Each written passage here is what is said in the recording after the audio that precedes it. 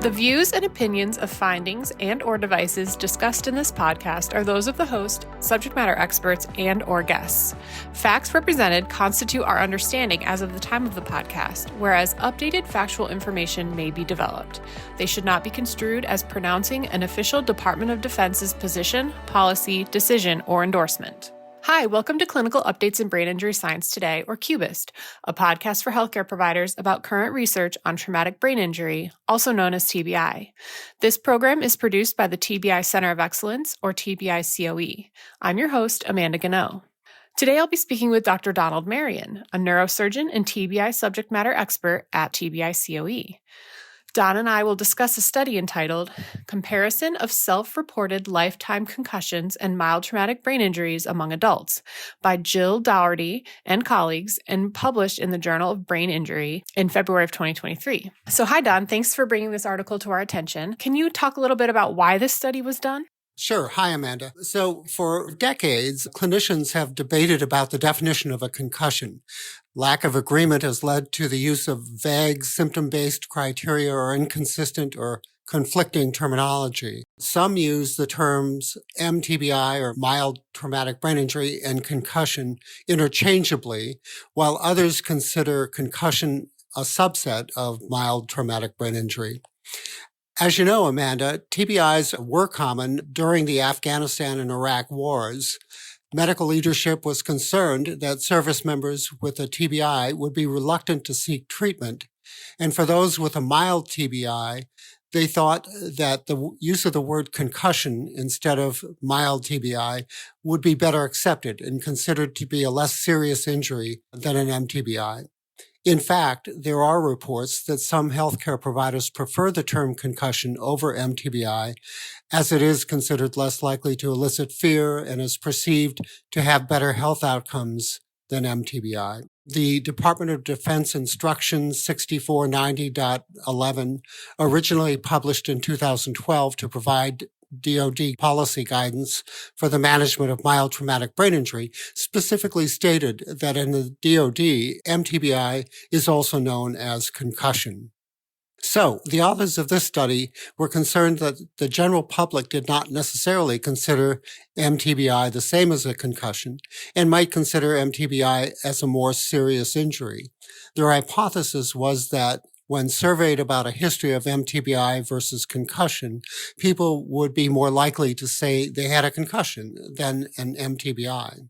Yeah, Don, that's a really interesting question. And I know from my personal experience, patients and sometimes even providers actually do see concussions as less severe than mild TBI, or on the other side, they don't really understand how their TBI could be considered mild, even if they have severe symptoms. So, I mean, a concussion could have some significant symptoms associated with it. So, sometimes when I give talks about concussion, I drive this point home by first asking the audience, hey, has anybody in this room ever had a TBI? And I'll get a few people that raise their hands, and then I'll say, what about a concussion?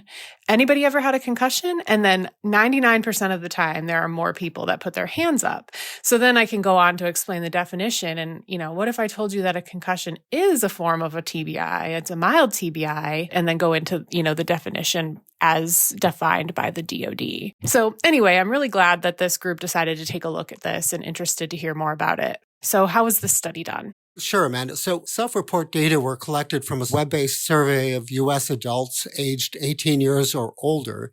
And for this study, the survey was sent to a sample of 6,463 panelists.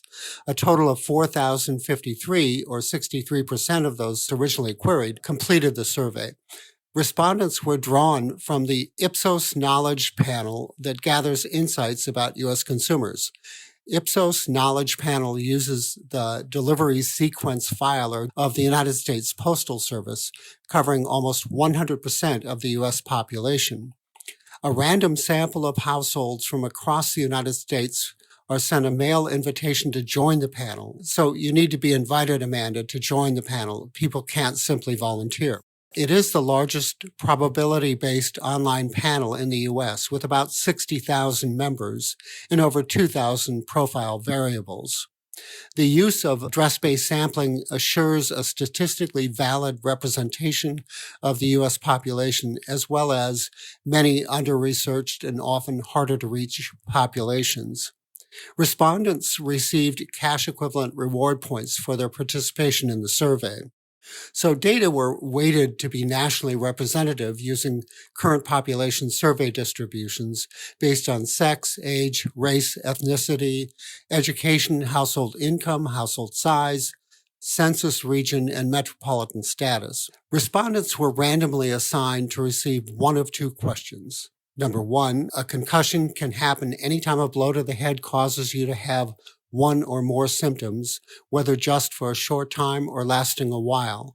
Symptoms include blurred or double vision, being bothered by light or noise, headaches, dizziness or balance problems, nausea, vomiting, trouble sleeping, feeling tired, being dazed or confused, trouble remembering, trouble concentrating, or being knocked out. In your lifetime, do you believe that you have ever had a concussion? So that was one question. Then the second question, the other half of this random sample were assigned, replace the word concussion with a mild traumatic brain injury. And basically it was the same question, except that term was switched, mild traumatic brain injury instead of concussion. So interesting. What did they find, Don? So, Amanda, a significantly higher percentage of people who received the concussion question, or 25.5%, self-reported this injury than people who received the MTBI question, or 17.2%. About half of individuals reported experiencing one concussion or mild traumatic brain injury in their lifetime. Smaller percentages reported sustaining 2 or 3 or more injuries. There was no statistical difference between the reported number of concussions versus mild traumatic brain injuries reported. Approximately 37% of individuals reported sustaining their most serious injury while playing a sport or recreational activity. Neither the location of the injury nor the mechanism of injury varied by which question was asked.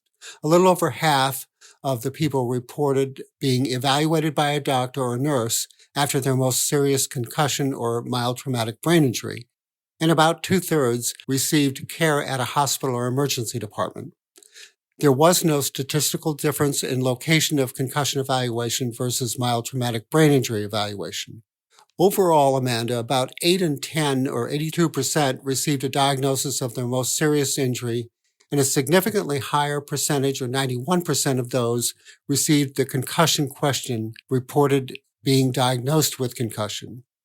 Only 70% of those who received the MTBI question reported being diagnosed with mild traumatic brain injury.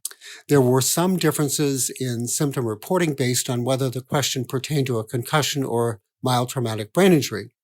So, for example, a higher percentage of individuals who received the concussion question, approximately 25%, were bothered by light or noise after their most serious injury, compared to those who received the mild traumatic brain injury question. Conversely, a higher percentage of those who received the mild traumatic brain injury question, or about 9%, reported sadness after their injury, compared to only about 4% of those who received the concussion question. So I wonder if the concussion versus MTBI differences might be related to levels of education, race, or other demographic factors. Did they look at that? That's a good question, Amanda. Most respondents were 18 to 59, but 30% were older. There were roughly equal numbers of men and women, and 61% had some level of college education. 64% identified as non-Hispanic white. Nearly 40% lived in the South and only 18% lived in the Northeast, and a little more than half had incomes of less than $75,000 a year. Importantly, there were no significant differences between the mild traumatic brain injury and concussion groups for any of these demographic variables.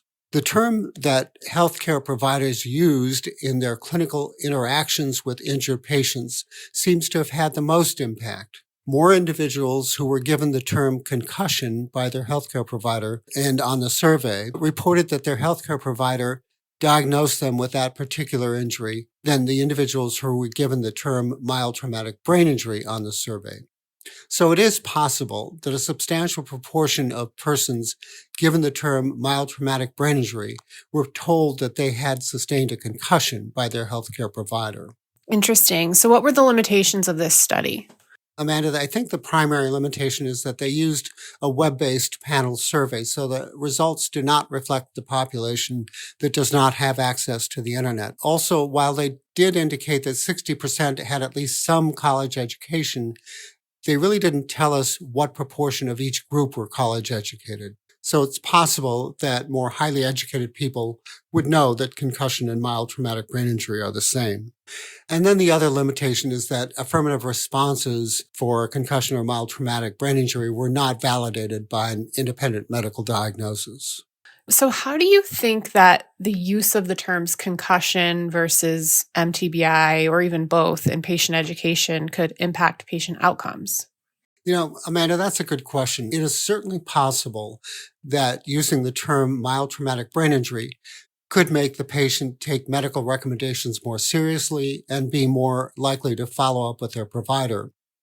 But there also is the possibility that the mild traumatic brain injury label might be associated with symptom exaggeration or lingering or other negative attributes.